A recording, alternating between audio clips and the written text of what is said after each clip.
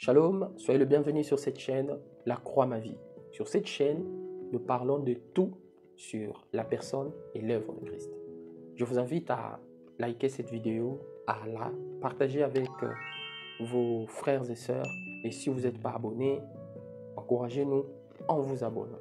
Sur cette vidéo, je voudrais partager avec vous 8 conseils bibliques pour construire la conviction en Dieu. Vous poserez la question, mais pourquoi la conviction en Dieu? La conviction, c'est l'élément moteur, l'ingrédient qui fait que la foi en Dieu soit différent de l'enthousiasme. L'enthousiasme, qu'est-ce que c'est? L'enthousiasme, c'est juste, c'est une émotion. L'enthousiasme, c'est une émotion qui est vive, une émotion vive. Elle est ponctuelle, un intérêt vif. Ça peut être placé sur une personne ou sur quelque chose. Elle est ponctuelle, pourquoi? Parce qu'il arrive des temps où elle disparaît. Elle n'y est pas. L'enthousiasme est différent de la foi en ce que l'enthousiasme est ponctuel, alors que la foi n'est pas ponctuelle. La foi en Dieu, bien entendu. Et ce qui fait que la foi soit différente de l'enthousiasme, c'est la conviction. Voici donc 8 conseils bibliques pour construire une conviction efficace sur Dieu. Le premier conseil biblique, c'est prendre le temps de réfléchir. Prendre le temps de réfléchir pour comprendre de quoi il retourne. Vous savez, si vous ne prenez pas le temps de réfléchir sur Dieu, ses capacités, ses attributs, sa puissance, sa fidélité, sa nature, sa présence, comment cela se manifeste. Si vous ne prenez pas le temps d'étudier profondément, vous ne saurez pas conjuguer votre conviction en Dieu. Ça sera impossible. Pourquoi? Parce que vous n'avez pas suffisamment de connaissances et de compréhension, beaucoup de lumière sur Dieu. Ainsi, Dieu restera un être éloigné, un être distant, indifférent de vous. Alors que si vous prenez le temps pour faire cet exercice, méditer, réfléchir, bien aimé, vous parviendrez à comprendre la question et vous découvrirez combien sur cette question vous êtes ou vous serez le plus grand bénéficiaire. Écoutez ce que la Bible dit à propos de cette question de réflexion. Je suis pour cela dans Proverbe chapitre 3, le verset 5 et 6. Je lis cela. La Bible dit: confie-toi en l'Éternel de tout ton cœur et ne t'appuie pas sur ta propre sagesse. Reconnais-le, c'est-à-dire l'Éternel, dans toutes tes voies et il aplanira tes sentiers. Proverbe 1, Proverbe 3, 5 et 6. Le premier conseil pour parvenir à construire une conviction solide en vue de marcher avec Dieu, c'est de réfléchir sur Dieu. C'est de prendre le temps pour étudier, Bible à l'appui, qui est Dieu et comment Dieu fonctionne. Le deuxième conseil biblique pour parvenir à construire la conviction sur Dieu, c'est l'analyse, l'évaluation. Ou si vous voulez, laissez-moi le dire tranquillement, c'est l'étude de croyance. Je m'explique. Vous savez, beaucoup de gens, par ignorance, ils sont plus investis dans les croyances et dans l'enthousiasme individuel sur des questions religieuses, et moins sont ceux et celles qui ont la confiance, la foi placée en Dieu.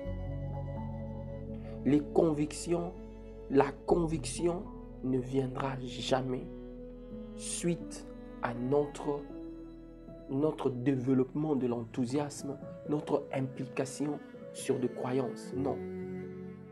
Les croyances, ce sont des points de vue des hommes qui se sont répétés dans les temps et qui ont eu une place dans une culture ou dans une autre.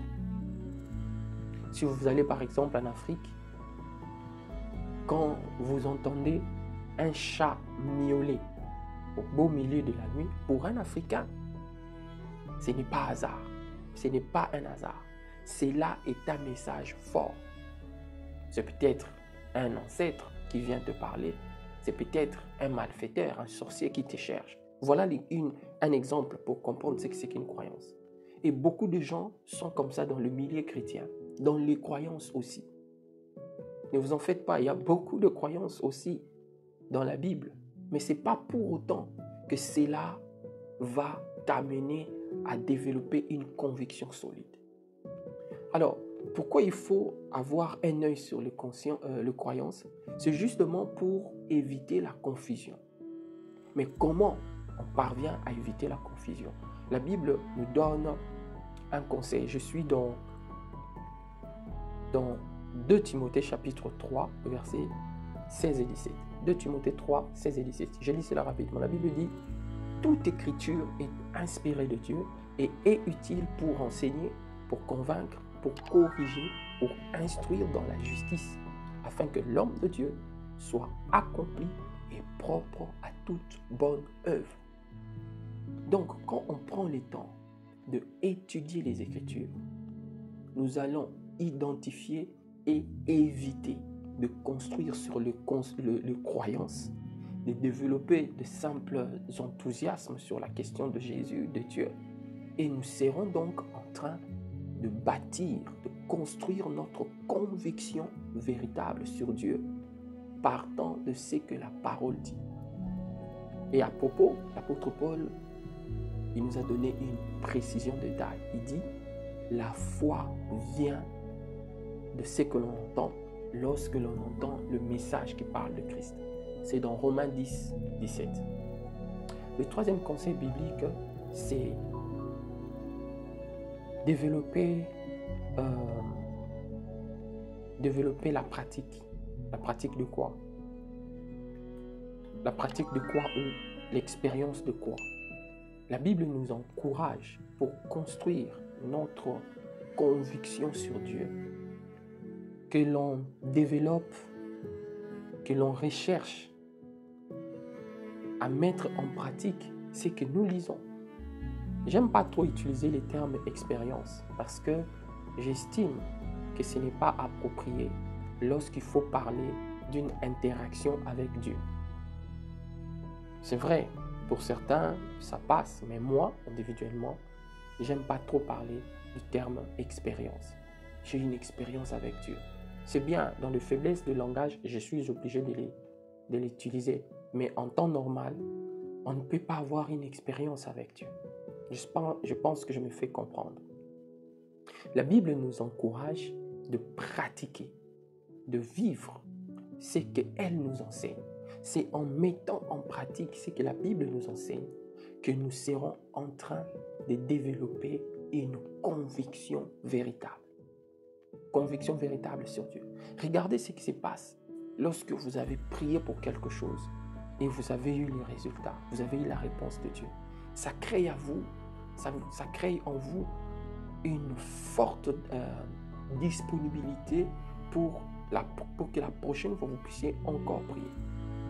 Donc, troisième conseil, c'est de mettre en pratique la parole ou les enseignements bibliques.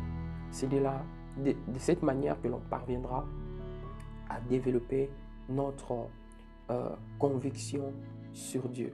Et pour cela, écoutez un autre conseil, le conseil que l'apôtre Paul nous donne. Nous sommes pour cela dans Philippiens chapitre 4, versets 6 et 7. On dit ceci, l'apôtre Paul dit ceci: ne vous inquiétez de rien, mais en toute chose, faites connaître à Dieu vos besoins par de prières et de supplications, avec des actions de grâce. Et la paix de Dieu qui surpasse toute intelligence gardera vos cœurs et vos pensées en Jésus-Christ. La Bible enseigne que Dieu répond aux prières. La Bible enseigne que quand nous sommes dans le besoin, Dieu sait. Ainsi, si tu veux vraiment avoir une conviction solide, en face de tes besoins, Prends le temps de parler à Dieu à propos et tu verras que Dieu exauce, Dieu répond à 100%, surtout lorsque nous prions conformément à sa volonté. Bien-aimé, c'était là le troisième conseil. Le quatrième conseil, c'est développer de connexion avec d'autres chrétiens. C'est très important. Pourquoi? Parce que, vous savez, notre subjectivité a une grande influence sur qui nous sommes. Ainsi, si tu veux construire la conviction inébranlable en Dieu, tu as besoin de ne simplement pas t'appuyer sur toi-même. Tu as besoin de confronter tes découvertes, ta compréhension de choses avec d'autres chrétiens. Cela va te bénéficier. On sait que tu ne vas pas t'égarer. Pourquoi? Parce que la Bible dit « deux valent mieux que un ». Le conseil de l'autre, le regard de l'autre, peut-être son expérience, sa sagesse, ça peut aussi t'aider, ça peut t'apporter de la lumière. Et Dieu veut que nous soyons en contact les uns des autres pour affermir notre foi. Voyez-vous bien? Le quatrième conseil, c'est, le quatrième, oui, c'est de développer de relations avec les autres. Écoutez ce que la Bible dit. Encore une fois, nous sommes dans Proverbes. Proverbes chapitre 15e, le verset 22. La Bible dit ceci. Les projets échouent là où il n'y a pas de conseil. Mais il réussit là où il y a de nombreux conseils. Le projet échoue là où il n'y a pas de conseil, mais ça réussit là où il y a de nombreux conseils. On a besoin d'écouter les autres. On a besoin de se fortifier par les autres afin d'être en mesure de construire une conviction solide en Dieu. Cinquième conseil. Le cinquième conseil, ça va un peu dans le même sens que le troisième conseil. La Bible nous encourage à avoir une vie personnelle. Le cinquième conseil va dans le sens de développer de repères individuels dans sa marche, dans son intimité, dans sa connexion individuelle avec Dieu. Il faut que tu parviennes à avoir tes repères, par exemple sur comment Dieu te parle, sur comment Dieu procède quand il veut t'amener à comprendre que telle option ou telle autre option, il ne le veut pas, il t'attend à autre chose. Tu dois arriver à développer ces repères-là. Je vous donne lecture de ce que la Bible dit. La Bible dit dans Jacques chapitre 4, verset 8, la Bible dit « Approchez-vous de Dieu et il s'approchera de vous.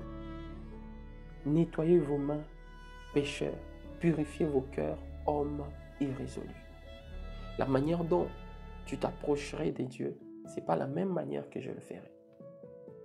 Voyez-vous, la Bible nous encourage à développer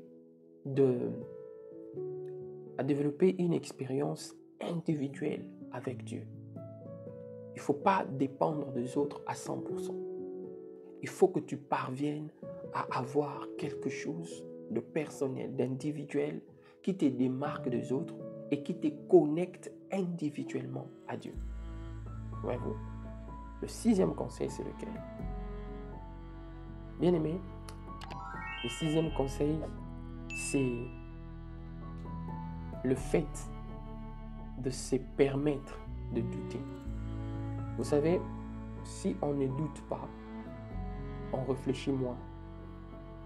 Si on ne se pose pas de questions, on ne s'améliore pas. Le sixième conseil va dans le sens de nous imposer de fréquentes remises en question de nous-mêmes. Tu marches avec Dieu, à un moment il faut s'arrêter. Est-ce que je suis dans la bonne voie? Qu'est-ce qui me dit que je suis dans la bonne voie? Qu'est-ce qui me dit que je suis en train de continuer comme j'ai commencé? C'est très important. Cela va te permettre de bien écouter Dieu et surtout de te certifier que tu es sur la bonne voie.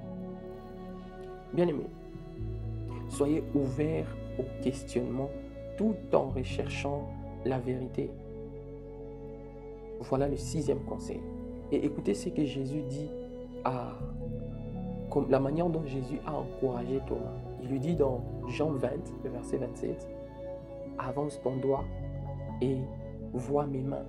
Avance ta main et mets-la dans mon côté.